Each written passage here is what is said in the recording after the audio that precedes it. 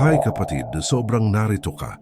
Alam mo, minsan tinitingnan natin kung ano ang mayroon tayo at iniisip, hindi ito sapat. Ang mga singil ay hindi nagdaragdag, ang buwan ay tila mas mahaba kaysa sa iyong sweldo at ikaw ay natigil doon, nakulong sa cycle na ito. Ngunit gusto kong sabihin sa iyo ang isang bagay na maaring magbago ng lahat ngayon. Hindi kailangan ng Diyos ng marami upang lumikha ng kasaganaan sa iyong buhay. Kailangan lang niyang magtiwala ka sa maliit na nasa kamay mo na. At kapag dumami ang Diyos, walang nananatiling maliit. Alam mo, nararamdaman kita. Alam kong may mga araw na tinitingnan mo ang iyong pitaka, ang iyong balanse sa bangko, ang iyong lingguhang ipon, at naramdaman mo ang paglubog ng iyong dibdib. Iniisip mo, paano ko babayaran ito? Paano ko aalagaan ang aking pamilya? Bakit parang hindi ito sapat? And the worst part is, nasubukan mo na. Nagbawas ka ng mga gastos, nagsakripisyo, nag-ipon kung saan mo magagawa. Pero kahit ganun, parang dumudulas sa mga daliri mo ang pera. Para bang may butas na hindi nakikita kung saan nawawala ang lahat. At pagkatapos ay dumating ang pagkakasala, tama ba? May ginagawa ba akong mali? Ang Diyos ba ay hindi nalulugod sa akin? Hindi ba ako karapat-dapat na umunlad? Kapatid, huminga ka ng malalim dahil hindi ka nagkataon. Nais ng Diyos na ipakita sa iyo ngayon ang isang bagay na maaaring ganap na baguhin ang paraan ng pagtingin mo sa maliit na mayroon ka. At kapag sinabi kong transform, hindi magic ang sinasabi ko. Pinag-uusapan ko ang tungkol sa isang prinsipyo sa Biblia na tumatakbo sa buong kasulatan mula sa lumang tipan hanggang sa mga salita ni Jesus. Ang prinsipyo ng banal na pagpaparami. Alam mo ba na hindi kailanman hiniling ng Diyos sa iyo na magkaroon ng marami para sa Kanya na gawin? Kaunti lang ang kailangan niya. At kapag hinawakan niya ang maliit na iyon ay nagiging kasaganaan sa Kanyang mga kamay. Hayaan mong sabihin ko sa iyo ang isang bagay mula sa Juan. So ay sinantadi, mayroong isang nagugutom na karamihan. 5,000 lalaki, hindi kasama ang mga babae at mga bata. At ang mga alagad ay desperado. Paano natin papakainin ang lahat ng mga taong ito? Pagkatapos ay lumitaw ang isang batang lalaki, isang simpleng bata na may 5 tinapay at 2 isda.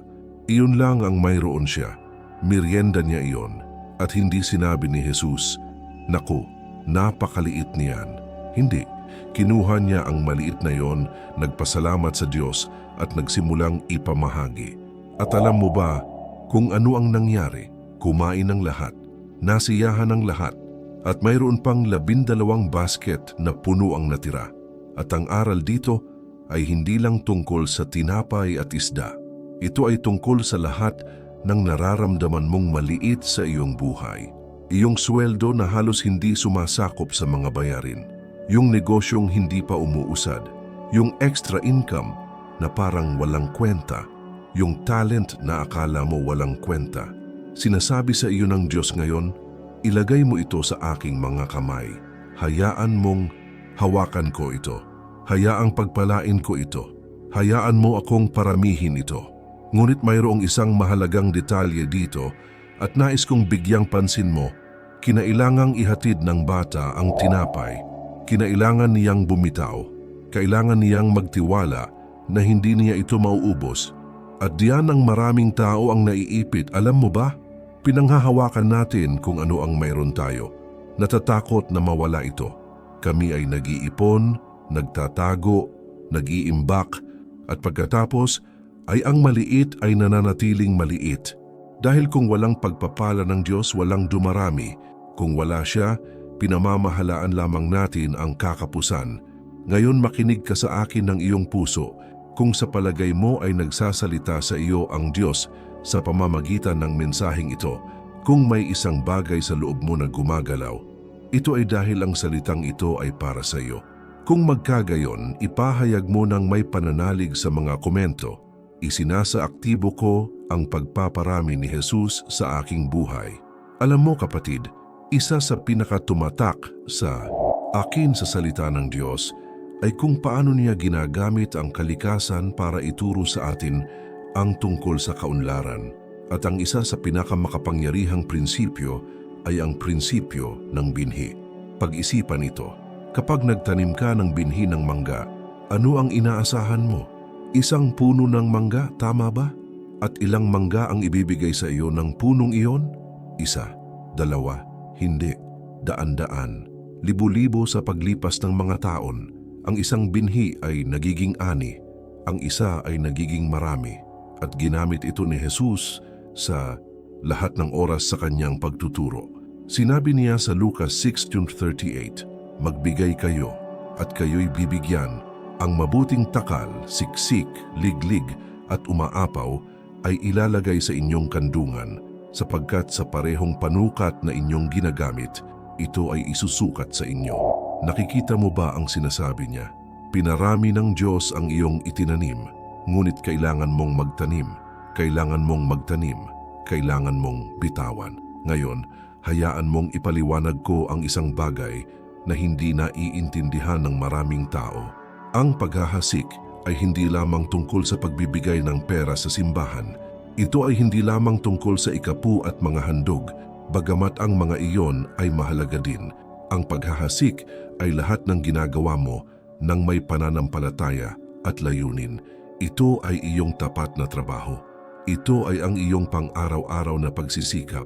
Ito ay ang iyong kabutihang loob sa mga nangangailangan. Ito ang oras na mamuhunan ka sa pag-aaral, paglago at pag-unlad. Ang lahat ng ito ay binhi. At alam mo ba kung bakit? Maraming tao ang hindi umuunlad dahil gusto nilang umani ng hindi naghahasik.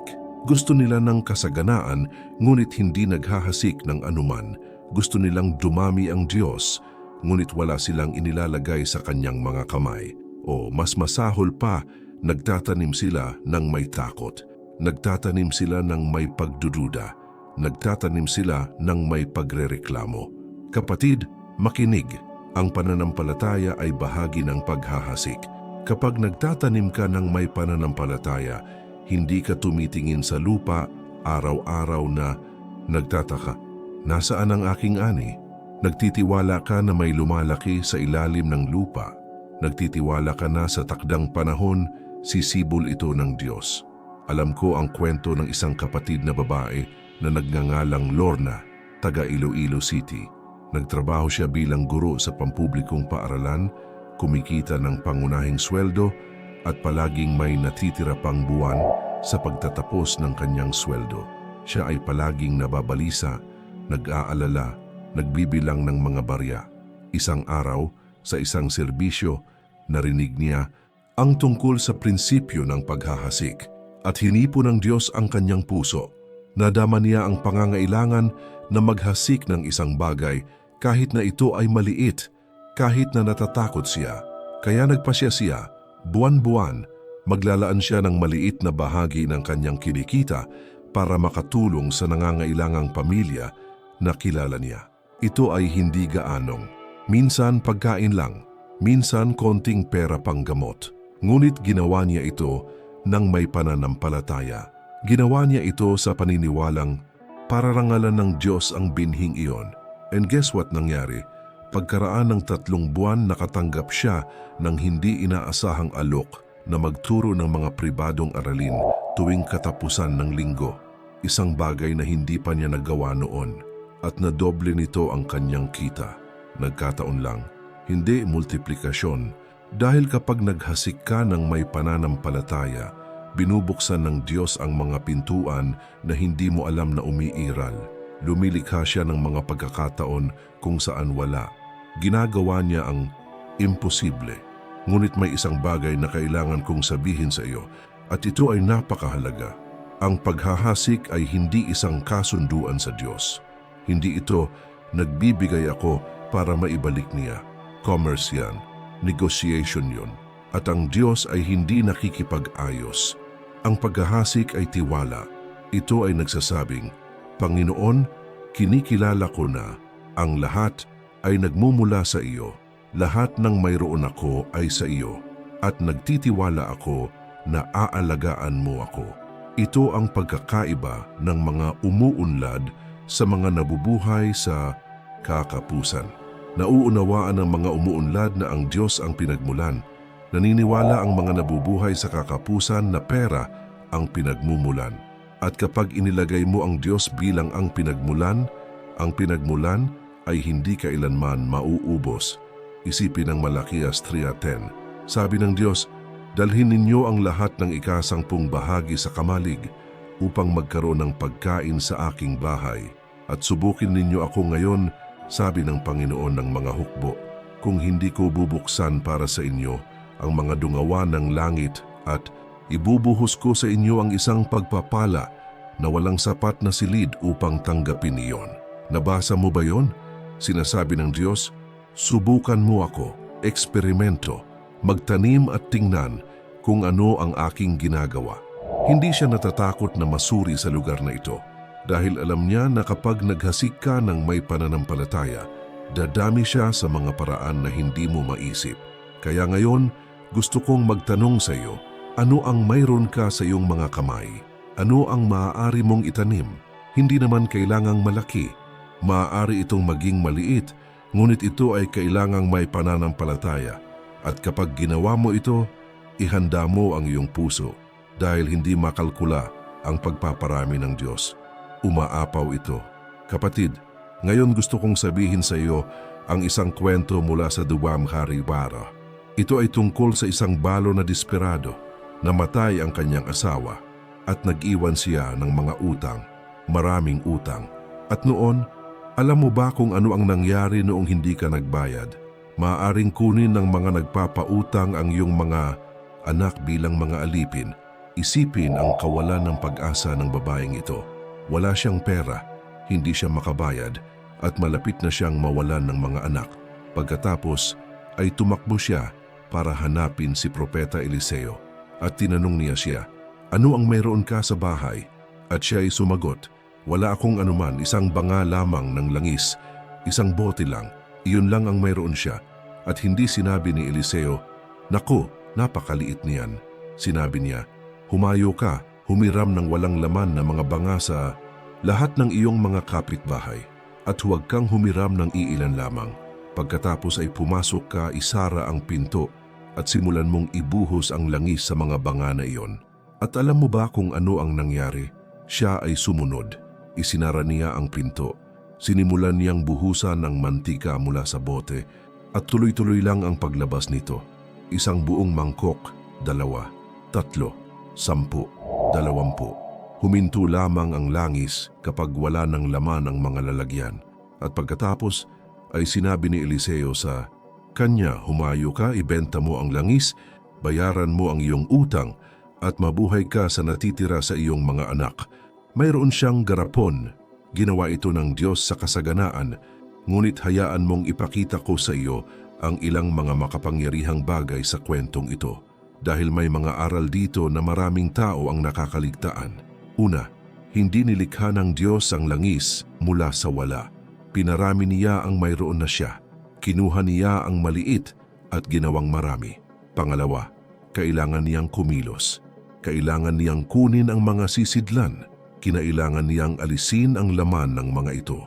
Kinailangan niyang sumunod. Ang pananampalataya na walang gawa ay patay. Ang Diyos ay dumarami, ngunit kailangan mong lumipat. Pangatlo, lihim na nangyari ang himala. Isara mo ang pinto, sabi ni Eliseo. Alam mo ba kung bakit? Dahil ang ilan sa mga himala ng Diyos ay matalik. Hindi sila para sa madla. Nasa pagitan mo at niya. Lihim na ang Diyos ay gumagawa ng lubos. At pang-apat, at marahil ang pinakamahalaga, tumigil ang pag-agos ng langis nang maubos ang mga sisidlan. Hindi ang Diyos ang naglimita sa pagpapala. Ito ay ang mga sisidlan. Hayaang bumaon ito. Madalas, ang limitasyon ng iyong pagpapala ay hindi ang Diyos. Ikaw pala. Ito ay ang iyong kawalan ng pananampalataya. Ang liit mong pangitain, hindi ka nagbibigay ng puwang para matanggap ang gustong ibigay sa iyo ng Diyos. Ang balo na iyon ay maaaring kumuha ng higit pang mga sisidlan na puno sana niya ang buong bahay at pupunuin Sana silang lahat ng Diyos. Ngunit huminto siya doon at tatanungin kita ngayon, gaano karaming mga sisidlan ang inihahanda mo? Naghihintay ka na pagpalain ka ng Diyos, ngunit naghanda ka na ba ng espasyo para sa pagpapalang iyon? May pananampalataya ka ba sa malalaking bagay? O humihingi ka lang ng sapat para mabuhay? Kapatid, nais ng Diyos na bigyan ka ng kasaganaan, ngunit kailangan mong magkaroon ng lakas ng loob na paniwalaan ito. Nang marinig ng balo si Eliseo, maaaring nag-alinlangan siya. Maaaring naisip niya, hindi ito gagana, pero kumilos siya at pinarangalan ng Diyos ang kanyang pagkilos. Ayokong marinig mo lang ang mensaheng ito at magpatuloy. Gusto kong umalis ka dito na may nararamdaman akong iba, nakagawa ng desisyon, nakagawa ng isang hakbang pasulong. Napagtanto ko na maraming tao ang may maling ideya tungkol sa pananampalataya. Iniisip nila na ang pananampalataya ay pananalangin lamang, pag-aayuno at paghihintay ng isang himala na mahulog mula sa langit. Para bang itatapon ng Diyos ang pera sa bintana habang nakaupo ka sa sopa? Ngunit hindi iyon kung paano ito gumagana. Ang tunay na pananampalataya na nagbubunga ng mga resulta ay pananampalataya na kumikilos. Ang pananampalataya ang gumagawa. Ito ay pananampalataya na sumusunod. Sinasabi ng Santiago 2:17, ang pananampalataya sa sarili kung walang mga gawa ay patay. Kaya kapag ang Biblia ay nagsasalita tungkol sa kasaganaan, ito ay hindi tungkol sa pag-upo sa paligid na naghihintay. Ito ay tungkol sa pagtitiwala sa Diyos at paggawa ng iyong bahagi. Isaalang-alang ang halimbawa ni Joseph. Siya ay ipinagbili sa pagkaalipin, hindi makatarungang itinapon sa bilangguan at nakalimutan sa loob ng maraming taon. Ngunit hindi siya umupo doon na nagrereklamo. Nagtrabaho siya. Siya ay tapat. Ginamit niya ang karunungan na ibinigay sa kanya ng Diyos. At nang dumating ang tamang panahon, ibinangon siya ng Diyos. Siya ay naging gobernador ng Ehipto. Siya ang nagpatakbo ng pinakamalaking ekonomiya sa sinaunang mundo noong panahong iyon. Maaring sumuko na si Joseph, maaari siyang magrebelde, pero nagtiwala siya at kumilos, at pinarami ng Diyos ang lahat. O isipin ang Kawikaan 6:6-8 na nagsasabing, pumunta ka sa langgam, ikaw na tamad. Isaalang-alang mo ang kaniyang mga lakad at maging pantas. Ang langgam ay hindi naghihintay para sa sinuman na magsabi nito na gumana. Inayos nito ang sarili. Pinaplano nito ang sarili. Inihahanda nito ang sarili. At sinasabi ng, Diyos, matuto mula rito. Gumamit ng karunungan, huwag maging tamad. Huwag mong asahan na gagawin ko ang lahat habang wala kang ginagawa. Nakilala ko ang isang kapatid na nagngangalang Samuel mula sa Baguio City. Nagtrabaho siya bilang jeepney driver. Ang kanyang kita ay hindi matatag. May mga araw na kumikita siya ng maayos, may mga araw na halos wala. At palagi siyang nababalisa, hindi alam kung paano niya babayaran ang mga bayarin sa susunod na buwan. Pagkatapos ay nagsimula siyang marinig ang tungkol sa pangangasiwa sa Biblia, tungkol sa karunungan sa pananalapi, at nagpasiya siyang ilapat ito. Una, sinimulan niyang itabi ang 10% ng lahat ng kinita niya para sa Diyos. Ikapu, kahit sa masamang araw. Pangalawa, nagsimula siyang mag-ipon ng kaunti araw-araw kahit konting barya lang. Nagtayo siya ng isang reserba. Pangatlo, nagsimula siyang mamuhunan sa pagpapaganda ng jeepney. Pinintura niya ito, nilinis, at pinakitunguhan ng mga pasahero ng mas maingat at nakakit ito ng mas maraming customer. Hindi ito nangyari magdamag, pero unti-unti tumatag ang kanyang kita. Pagkatapos ay lumaki ito at ngayon ay mayroon siyang 2 jeepney sa kalsada at tinuturuan niya ang iba pang mga chuper na gawin din ito. Ito ay praktikal na pananampalataya. Ito ay pagtitiwala sa Diyos at paggawa ng iyong bahagi. Dahil hindi pinararami ng Diyos ang katamaran, pinaparami niya ang pagsisikap ng may pananampalataya. Pinaparami niya ang pagsunod. pinaparami niya ang disiplina. Kaya ngayon gusto kong tanungin ka, ginagawa mo ba ang iyong bahagi? Nagiging tapat ka ba sa kung anong meron ka? Nagiging matalino ka ba sa kung anong meron ka? O naghihintay ka ba sa Diyos na lutasin ang lahat habang wala kang itinataas ni isang daliri? Kapatid, gustong pagpalain ka ng Diyos, ngunit hindi niya gagawin para sa iyo ang magagawa mo at dapat mong gawin. At alam mo kung ano, ang mensaheng ito na naririnig mo ngayon ay hindi nagkataon. Tinatawag ka ng Diyos sa isang bagong antas ng responsibilidad at pagpapala. Inihahanda ka niyang tumanggap ng higit pa. Ngunit kailangan mong maging handa. Kung ang salitang ito ay may katuturan sa iyo, kung may isang bagay sa loob mo na nagsasabing, ito ang kailangan kong marinig. Kung gayon may gusto akong itanong sa iyo. I-click ang like button ngayon bilang isang gawa ng pananampalataya, bilang paraan ng pagsasabi, Panginoon, natanggap ko ang salitang ito at ilalapat ko ito. At mag-subscribe sa channel dahil dito ay patuloy kang makakatanggap ng praktikal na karunungan sa Biblia na tutulong sa iyo na umunlad ng may layunin. At pagkatapos mong mag-click, manatili dito sa akin dahil marami pa. May hindi ko pa nasasabi sa iyo. Isang bagay na maaaring ang nawawalang piraso na kailangan mong maunawaan sa wakas kung bakit ang ilang mga tao ay umunlad at ang iba ay hindi. At ipapakita ko sa iyo iyon ngayon. Kapatid, hayaan mo akong magtanong sa iyo. Ano ang iyong reaksyon kapag may humiram sa iyo ng pera? O kapag nakita mo ang isang tao na umuunlad sa simbahan, sa trabaho o sa kanilang pamilya? Masaya ka ba o inggit? O kapag kailangan mong magbigay ng alay, magbigay ng donasyon, tumulong sa isang tao, nagbibigay ka ba ng may kagalakan o may ganoong sikip sa iyong dibdib? Iniisip, paano kung kailangan ko ito mamaya? Ang mga reaksyong ito ay nagpapakita ng isang malalim na bagay, ang iyong pag-iisip. At ang mindset ang naghihiwalay sa mga umuunlad, sa mga nabubuhay sa kakapusan. Ang ilang mga tao ay nabubuhay ng may kakapusan na pag-iisip. Tinitingnan nila ang buhay at iniisip, walang sapat. Ito ay magiging masyadong maliit. Kailangan kong panghawakan ang lahat ng mayroon ako. At pagkatapos ay nabubuhay sila ng tense, balisa at takot na mawala ito.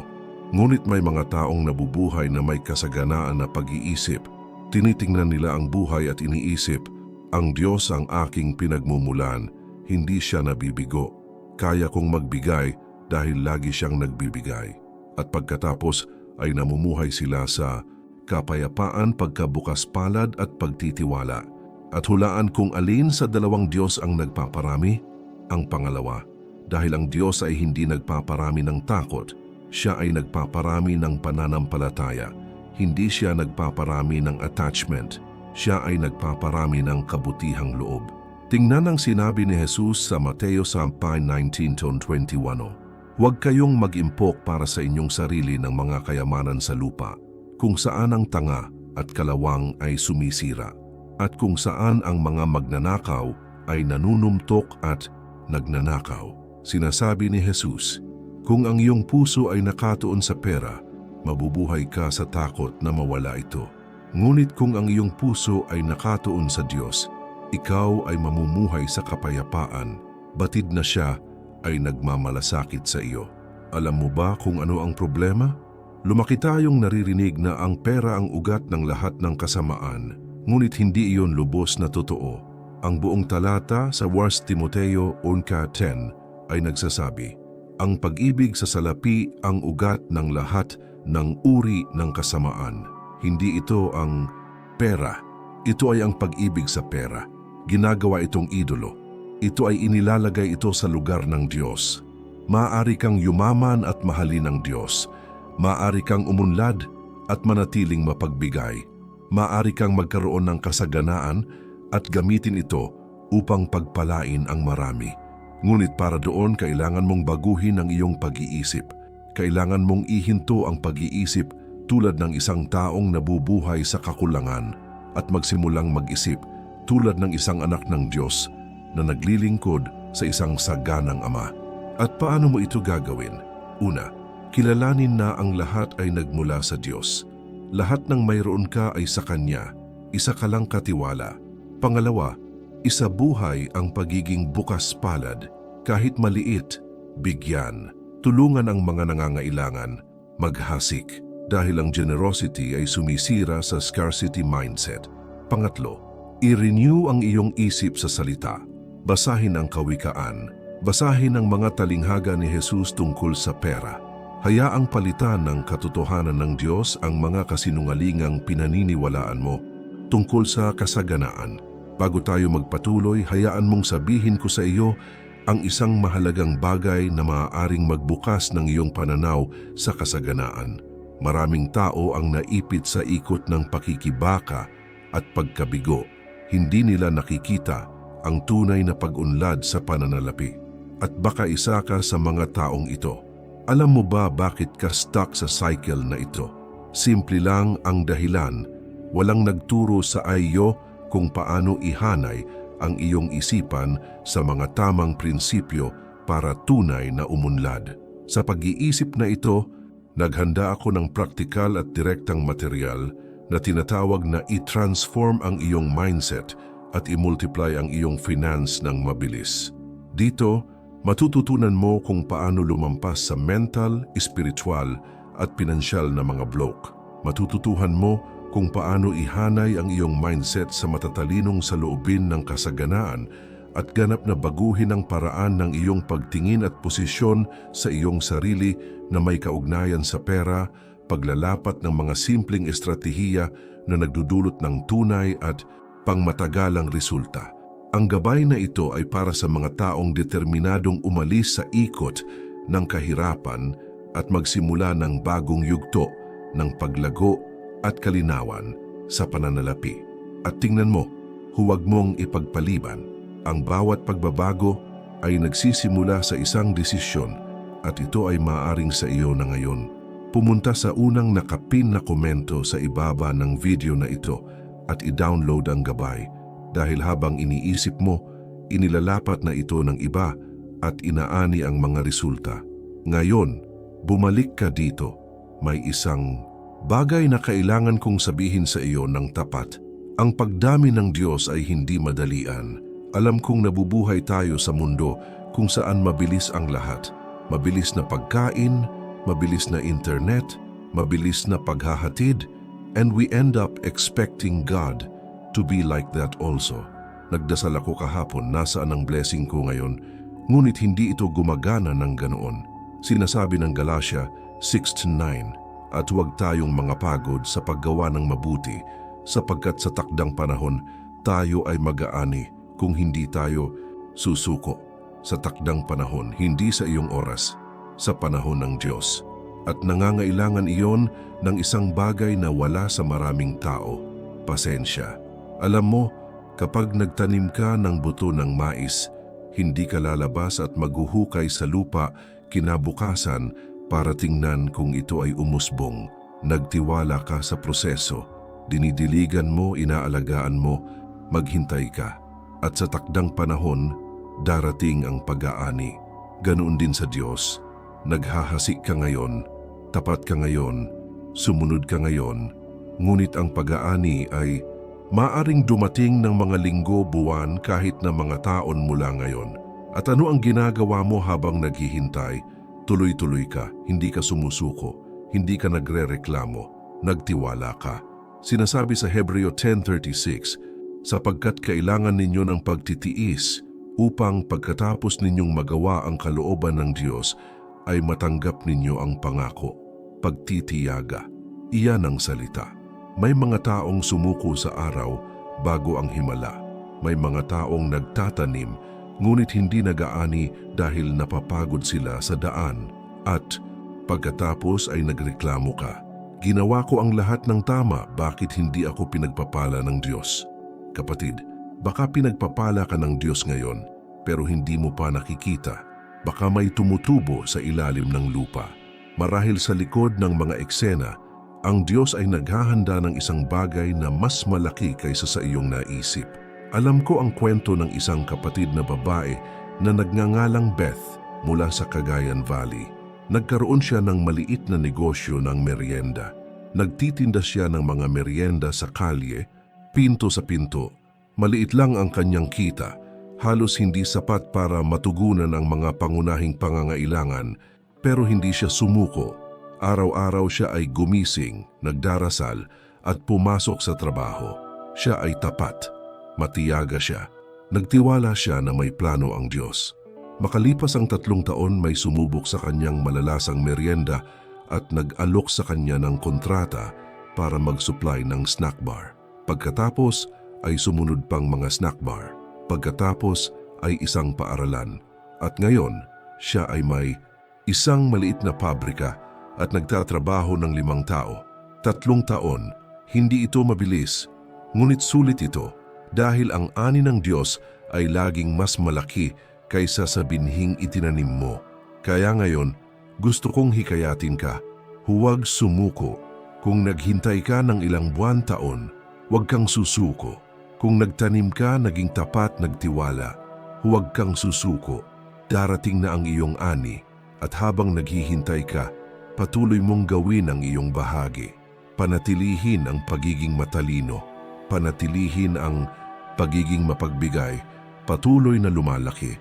Dahil ang paghihintay ay hindi para sa iyo na maupo, ang paghihintay ay para sa iyo upang maghanda. May kailangan pa akong ipakita sa iyo. Isang bagay na ganap na makakapagpabago sa paraan ng pagtingin mo sa kasaganaan. Sa ngayon ay marami na tayong napag-usapan tungkol sa pagpaparami, tungkol sa kasaganaan, tungkol sa pagbabago ng Diyos ng kaunti sa marami. Ngunit may isang tanong na kailangan mong itanong sa iyong sarili. Bakit? Bakit mo gustong umunlad? Para lang magkaroon ng higit pa? Para lang makaipon? Para lang magpakitang gilas? O may mas malaking layunin ba ito? Dahil ang kaunlaran na walang layunin ay walang laman. Delikado pa nga. Dahil kapag marami ka at hindi mo alam kung bakit, nagiging idolo ang pera. Ito ay nangingibabaw sa iyo sa halip na ikaw ang nangibabaw dito. Nagkwento si Jesus ng talinghaga sa Lucas 10:20 tungkol sa isang mayaman na may napakaraming ani, kaya nagpasya siyang magtayo ng mas malalaking kamalig para itabi ang lahat ng ito. Sinabi niya, "Kaluluwa, mayroon kang maraming pag-aari na nakatabi sa maraming taon. Magpahinga ka, kumain, uminom at magsaya." At sinabi ng Diyos sa kaniya, "Ikaw ay hangal, hihilingin sa iyo sa gabing ito ang iyong kaluluwa. Kung gayon kanino ang mga bagay na iyong inihanda." At pagkatapos ay nagtapos si Jesus. Gayon din siya na nag-iimbak ng kayamanan para sa kanyang sarili at hindi mayaman sa Diyos. Ang talinghagang ito ay nagbibigay sa akin ng panginginig dahil ito ay nagpapakita na maaari kang umunlad at mawala pa ang lahat. Maaari kang magkaroon ng maraming pera at maging mahirap sa espiritual. Kaya ang tanong ay hindi lang paano ako uunlad. Ang tanong ay para saan ako uunlad. At ang sagot sa Biblia ay malinaw. Ikaw ay umunlad upang pagpalain ang iba. Ikaw ay umunlad upang maging instrumento ng Diyos. Ikaw ay umunlad upang palawakin ang kaharian. Sinasabi ng 2 Corinthians 9:11, "Sa lahat ng paraan ay pagyayamanin kayo sa lahat ng kabutihang loob na humahantong sa pagpapasalamat sa Diyos sa pamamagitan namin." Pinayaman ka sa pagiging mapagbigay. Ikaw ay pinagpala upang maging isang pagpapala. Kapag binigyan ka ng Diyos ng higit pa, hindi lang para mabuhay ka ng mas maayos. Ito ay para matulungan mo rin ang mas maraming tao na mamuhay ng mas mahusay. Ito ay para sa iyo upang suportahan ang mga misyon. Ito ay para sa iyo upang makatulong sa mga nangangailangan, para kang maging liwanag sa buhay ng ibang tao at alam mo kung ano ang maganda. Kapag namumuhay ka ng ganito, ang kasaganaan ay tumitigil sa pagiging pabigat at nagiging kagalakan dahil hindi ka nagho-hoard. Umiikot ka. Ikaw ay isang channel ng pagpapala. Kaya ngayon, gusto kong hamunin ka. Kung pagpapalain ka ng Diyos sa pananalapi, ano ang gagawin mo dito? Naisip mo na ba ito? Nakagawa ka na ba ng mga plano? Dahil ang pananampalataya na walang pagpaplano ay kawalang muwang. Isipin kung paano mo magagamit kung ano ang mayroon ka o kung ano ang mayroon ka upang luwalhatiin ang Diyos para makatulong sa pamilya mo, upang suportahan ang iyong simbahan, upang baguhin ang buhay. Ito ang tunay na kaunlaran. Ito ay hindi lamang pagkakaroon, ito ay may layunin. Ngayon makinig, ang mensaheng narinig mo dito ngayon ay hindi lang para sa iyo. May iba pang mga tao na kailangang marinig ito. May mga tao sa iyong pamilya, sa iyong circle of friends, sa iyong simbahan na natigil sa pananalapi dahil walang nagturo sa kanila ng mga prinsipyong ito sa Biblia. At ipinagkatiwala ng Diyos ang salitang ito sa iyo ngayon upang ikaw ay maging instrumento ng pagbabago sa kanilang buhay.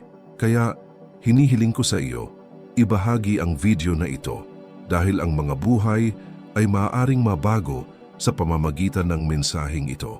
At kapag nagbahagi ka, naghahasik ka rin. Ikaw ay mapagbigay sa katotohanan na iyong natanggap. Huwag itago ito sa iyong sarili. Ikalat mo, dahil ang salita ng Diyos ay inilaan upang ibahagi. At pagkatapos mong ibahagi, bumalik ka dito. Dahil may isang huling aral na nais kong iwan sa iyo bago ako magsara. Kapatid, alam mo ba kung ano ang isa sa pinakamahalagang pariralang sinabi ni Jesus tungkol sa kaunlaran? Nasa Lucas 16:10, ang sinumang tapat sa kakaunti ay tapat din sa marami. At sinumang hindi makatarungan sa kakaunti ay hindi rin makatarungan sa marami. Hindi ka bibigyan ng Diyos ng marami kung hindi ka tapat sa maliit. Pag-isipan ito. Kung hindi mo kayang alagaan ng mabuti ang 1,000 pesos, bakit ka bibigyan ng Diyos ng 10,000? Kung hindi ka tapat sa isang maliit na negosyo, bakit ka niya bibigyan ng malaking korporasyon? Ang pagpaparami ng Diyos ay dumarating sa mga tapat sa kung ano ang mayroon na sila. At ang katapatan dito ay hindi lamang tungkol sa ikapu at mga handog. Ito ay tungkol sa lahat. Ito ay tungkol sa kung paano mo nilapitan ang iyong trabaho, kahit na ito ay simple. Ito ay tungkol sa kung paano mo pinamamahalaan ang iyong pera, kahit na ito ay maliit.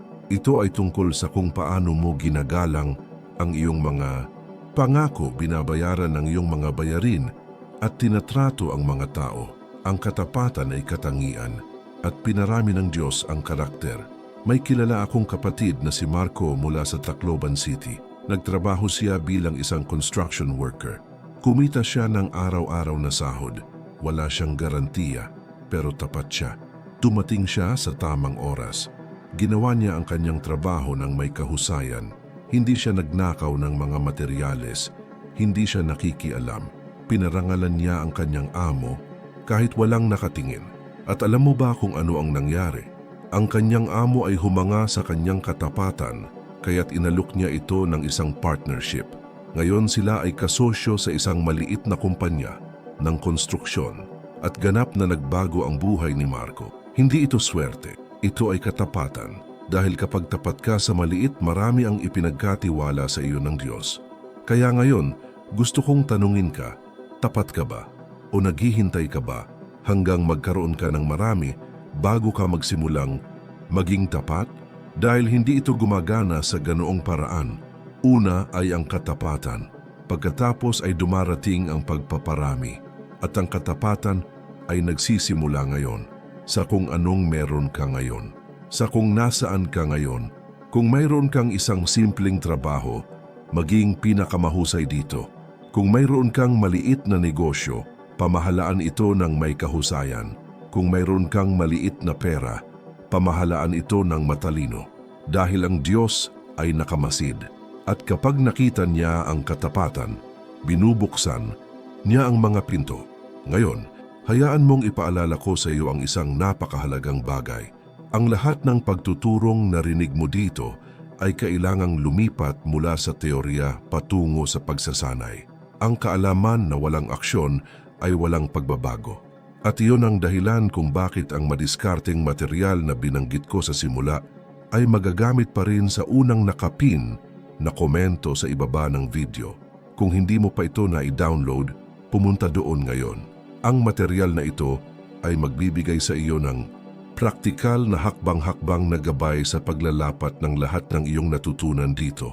May mga tao na manonood ng buong video na ito tulad nito kahit na magsasabi ng Amen, ngunit hindi nagagawa ng anumang kakaiba pagkatapos at magpapatuloy ang buhay.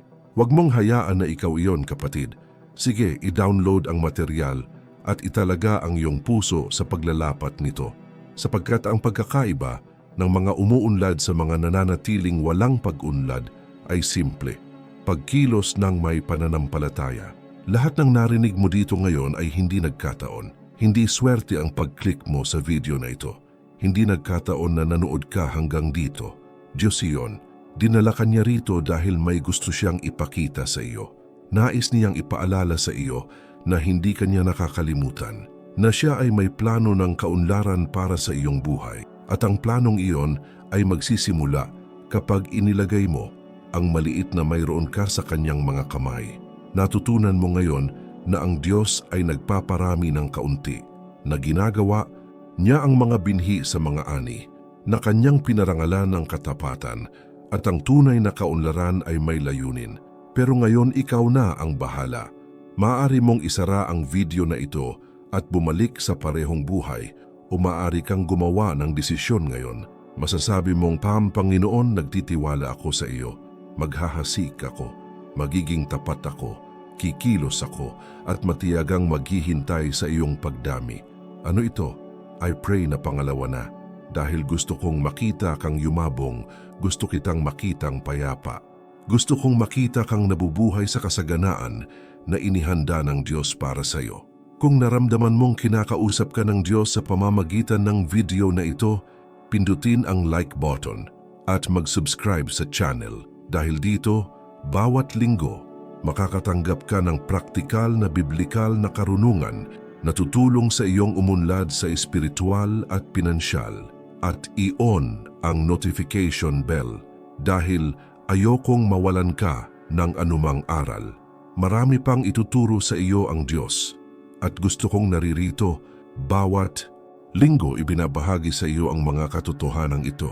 At ngayon hayaan mong sabihin ko sa iyo ang isang bagay.